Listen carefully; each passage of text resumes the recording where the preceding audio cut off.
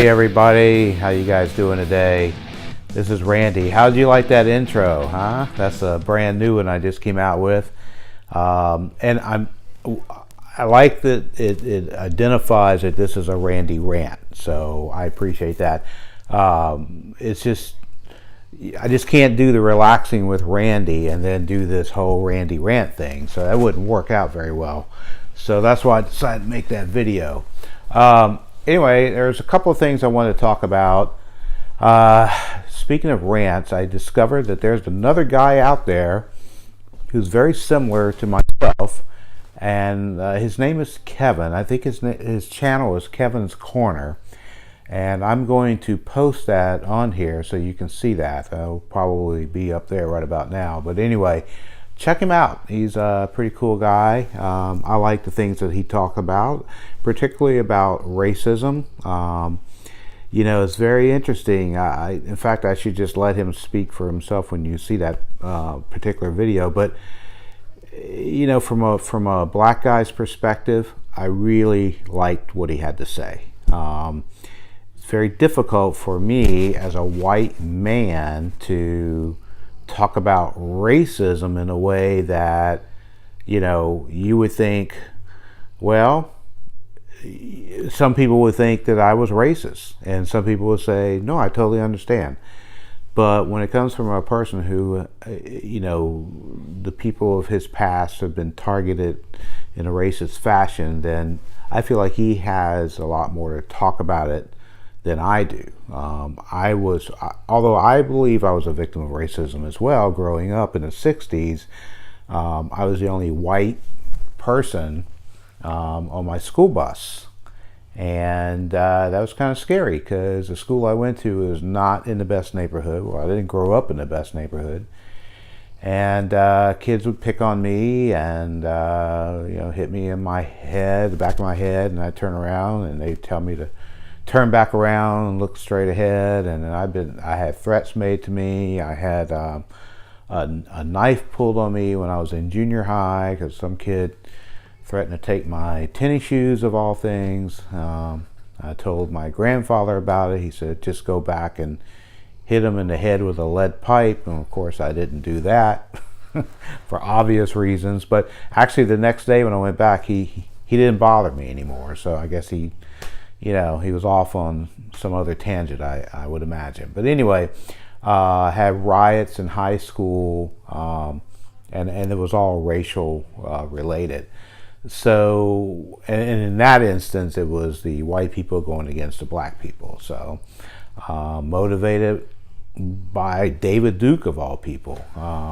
That was back in the mid-'70s, and David Duke actually incited that riot that happened at my high school.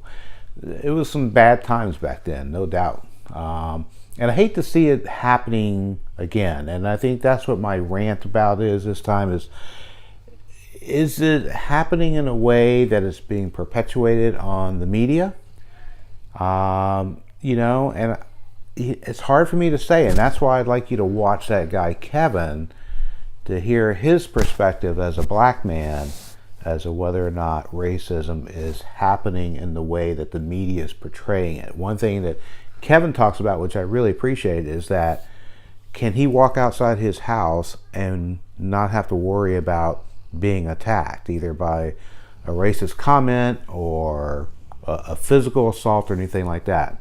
And I don't want to give you his answer because I don't want to speak for him, but I'd like for you to check him out and see what you think. And Kevin, if you're watching this, I really like your material, and maybe we could do some sort of collaboration one day. I'm not sure, but anyway, so I'm a little bit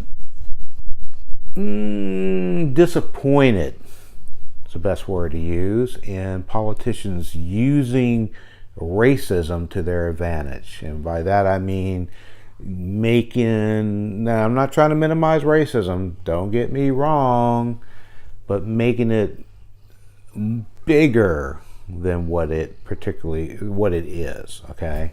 For example, they may take a racist situation that could be handled on a local level and dealt with and finished, But they take it and they just blow it all over the media and make it this big deal. And I'm not just talking about white against black. I'm talking about, black against Latino and Latino against white, whatever it may be.